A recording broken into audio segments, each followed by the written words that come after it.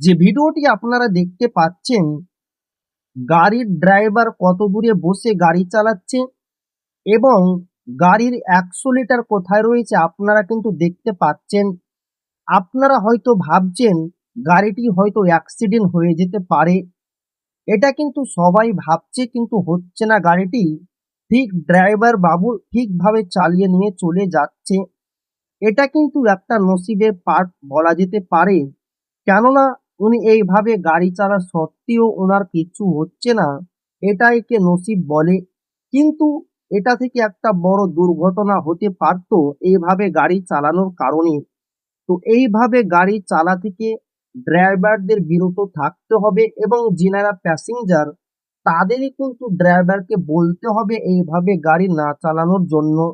কিন্তু এখানে দেখা যাচ্ছে ড্রাইভার তথা প্যাসেঞ্জার কিভাবে এনজয় করছে এবং ড্রাইভারও কোনো তার মধ্যে ভয় না থেকে উনিও এনজয় ভাবে চালাচ্ছেন। তো ভিডিওটি বেশি বেশি করে শেয়ার করবেন। আর এইভাবে গাড়ি চালানোটা আপনি কতটা যুক্তিপূর্ণ ভাবেন অবশ্যই কমেন্টে জানাবেন।